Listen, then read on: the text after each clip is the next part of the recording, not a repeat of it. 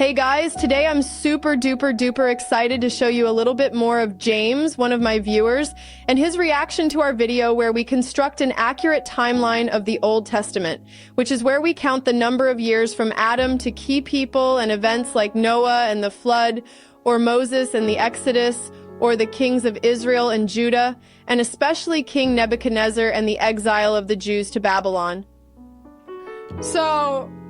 And one question that we get asked a lot is, yay, when did Cyrus of Persia conquer Babylon and rescue the Jews?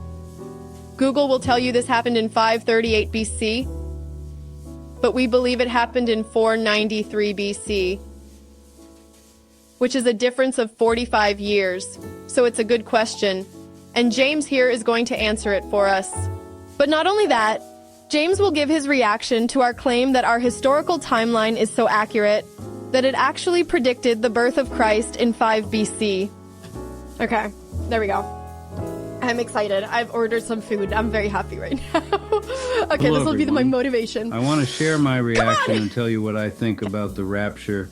Ready 2025 videos where they basically construct an historical timeline from Adam to Jesus. You can find the videos on a playlist on their YouTube channel.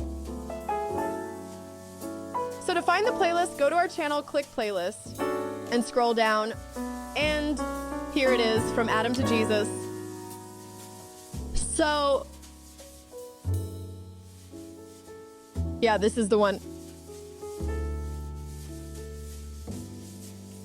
But let me begin by saying this. Based on their timeline, the prophet Daniel made a prediction that was time-stamped to the year 488 BC. And his prediction was that the Messiah, the Christ, would come after 483 years. This might be crazy. 488 minus 483 is 5 BC, which we know matches up with the birth of Jesus, which scholars accept was between 4 and 6 BC. So that's the first thing that needs to be explained. I mean, maybe it was simply a random coincidence, but it's screaming out for an explanation. The second thing is that, again, assuming their calculations are correct, their timeline places King Cyrus of Persia conquering Babylon in 493 BC, which is different from what Google gives, which is 538 BC. And this is important because Daniel's prophecy about the Messiah coming, his famous 70 weeks prophecy, is time-stamped to King Cyrus. And so as I understand it, the Rapture Ready team has 493 BC for when Cyrus conquered Babylon, whereas Google has 538 BC, and they can't both be right. And then if I have time, I want to give my reaction to the bloodline that's also been preserved in the Old Testament, and it's the bloodline of Judah, which, if you know your Bible, the Messiah was to be the lion from the tribe of Judah. And it's this bloodline that's been preserved throughout the Old Testament for 2,000 years and lands right smack bang on Jesus' front door. Okay, so let's start with the timeline. And I want to say something here.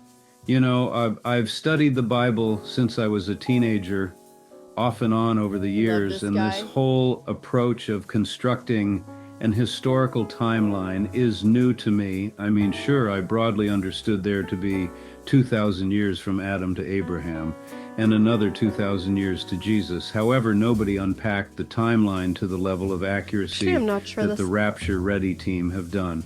I mean, it's subatomic, man, and I gotta say, it's refreshing to see young, smart people putting these new ideas out there. I love the creativity. But Diana, Patricia, Warren, Chip, you know, I mean, they're coming up with some good shit, and I do appreciate that. I'm really happy about how well things are going. So now, is their timeline accurate, and can it be trusted? Can it be relied on? So what's good about their videos is they walk you through their calculations step by step, so you and I can verify their work. And so I asked my nephew, who's an auditor, what he thought about all of this, and you know, we verified the calculations, and the conclusion of my nephew, based on his expert and professional experience as an auditor, was, I see no cause to believe the numerical calculations contain any errors. In other words, what I took that to mean was that if I'm happy that the pieces of the jigsaw puzzle have been identified, then I can be relaxed that the team have constructed the timeline correctly, from a numerical Okay, perspective, you know, auditors are very careful about how they structure their work, and my nephew even made me sign an indemnity agreement just in case. So a big shout out to Mattman at e4e6d4d5.com. I'm not sure what that means. Sounds like a code, but anyway, the good news is that the timeline has been constructed accurately. So the next thing is that based on this timeline, King Cyrus conquered Babylon in 493 BC. And I want to emphasize that the timeline has been constructed based solely on the numerical information in the Old Testament, based solely on the numbers that God has submitted, if you will. So why does Google give a date of 538 BC? What's that based on? this is it. So I did a bit of digging around, and here's what I found.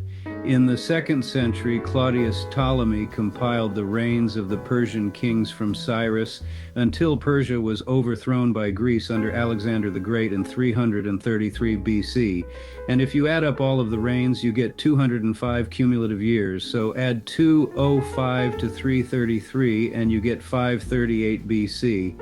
However, this assumes that all of these reigns were successive, and so if you can tolerate that assumption, then sure, 538 BC makes sense. The problem is that you can't verify that assumption. Could there have been periods of co-regencies or pro-regencies? Don't know. Let's assume not. See what I mean? Let's It's a assume not. gamble. And if there were co-regencies and pro-regencies, which is a period where the reigns of two kings overlap, then you will be double counting the number of years, and the true date will be somewhat less than 538 BC. And so according to the Rapture Ready team, their work identifies several periods of co-regencies and pro-regencies, which they factor into their calculations. Okay. And so they don't need to make an assumption about all that because it's a known entity.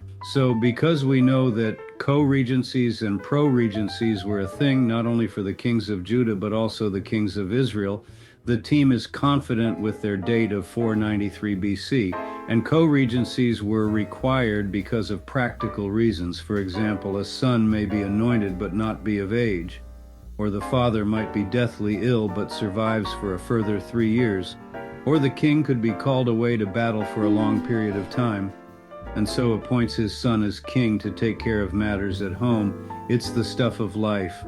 So this rings more true the more I consider it, whereas the Claudius Ptolemy work of the 2nd century does seem a little too simplistic and convenient. Okay, so the next thing is to use this timeline to timestamp Daniel's prophecy, found in Daniel chapter 9, verses 24 to 27. Basically, he predicts 483 years for the coming of the Messiah. And so from 493 BC, there were 5 more years before Cyrus united the Medo-Persian Empire in 488 BC. And this is the year that Daniel received his prophecy from God. I don't know. And so counting 483 years from 488 BC, we get 5 BC I went a little for bit the slow Messiah, there, but I was just calculating which, this. as you know, is smack in the middle of the 4 to 6 BC window that This most would be scholars interesting. accept for the birth of Christ. So what's my reaction to this? I think it needs to be considered, understood, and appreciated. I mean, I don't believe for a second that this is just random coincidence. So what's a plausible alternative explanation? I'd love to hear your thoughts on this, by the way. For me personally, is this strong evidence that the Bible is divine inspiration? Well, it certainly sounds like it. Oh, yeah, and while I remember there's a subatomic nuance built into the timeline that acts like an error correction algorithm, and it's this. From Saul, the first king of Israel, through to Zedekiah, the last king of Judah, there were 499 years. Okay, 499 years. And there's a lot of detailed calculations that go into this number. Now, Daniel says there were to be what they called 70 land Sabbaths. Long story. But these land Sabbaths had not been kept during the period of the kings. So they There's a were lot of tricks required, here. and hence the Jews went into exile for 70 years. And we are told in Daniel that There's 70 a lot of land room here to Sabbaths do were things. required. And just to clarify, it's 1 year of land Sabbath in every 7 years. So you work the land for 6 years and then let it rest for a year. You can eat off the land in that 7th year. You just can't work it. And I wouldn't have known this had I not been told about it, but 70 land Sabbaths equals 70 times 7 years, which is 490 years.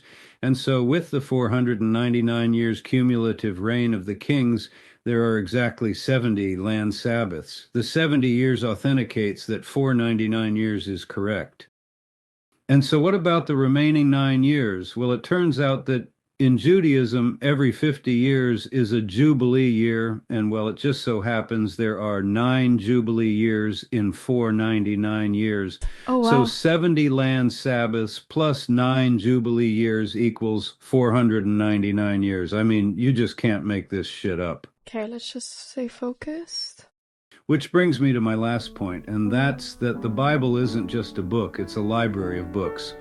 The Old Testament was, compiled over 1,000 years, 39 different books, 30-something authors, and yet all of this numerical information has been preserved within it, including error detection codes to confirm whether we've constructed the time machine accurately, just like in the movie Contact with Jodie Foster and, Matthew McConaughey.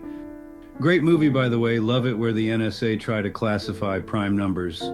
So just quickly, the very, very last thing I want to say, and this is my own contribution here, is follow the bloodline, man. Look at the bloodline in the Old Testament.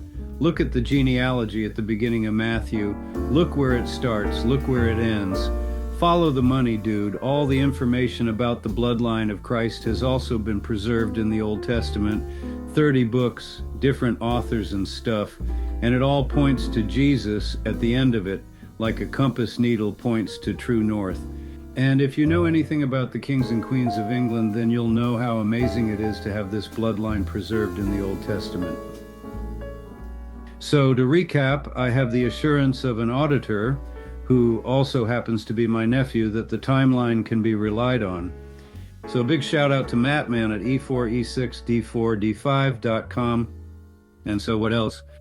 We have Daniel's prediction about the birth of Christ in 5 BC.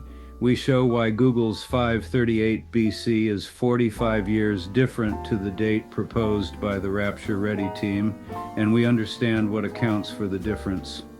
What else? We have the 70 land Sabbaths as an error detection code, and I think the team may have used AI to help with the numerical work, which is why these insights were not available when I was a teenager. And they back up their claim by saying, if you find a mistake in their calculations, they will send you an expired coupon and a deflated balloon, because AI don't make mistakes. And I throw my own hat into the ring because I think we got to appreciate that only one single bloodline has been preserved throughout the OT, and that's the bloodline of the tribe of Judah. And the Messiah, or the Christ, was to be the lion from the tribe of Judah. And you can trace the genealogy of Judah right to the end of the OT. Okay. And then the New Testament actually opens with the genealogy of Jesus. So you got to appreciate the cluster of coincidences here. It's not just a single coincidence, but it's a cluster of coincidences. So if it's not random, what is it? So I hope this has been useful to some of you. And I'll make another video sharing my thoughts and reaction on matching historical facts, such as the Holocaust and 9/11 to Bible prophecy. So I'll see you all soon. Have a great day, everyone. Yeah. So he agrees with me. Which, I'm not gonna lie, feels pretty good. I've been told I'm too loud and that I need to dial back the volume. I don't know where they get that idea. I don't think I'm loud. BAM! Are you kidding me? Ah! Why? It never stops! It never stops! Yeah. But I like that James appreciates the subatomic nuances and that he gets it. Okay. That's honestly the best feeling. It's the best feeling ever. So yeah, I'm very excited. I hope that you've been enjoying all of these recaps. Thank you so much for your support. Thank you so much for watching and supporting every day. And I'll see you all tomorrow. Bye-bye.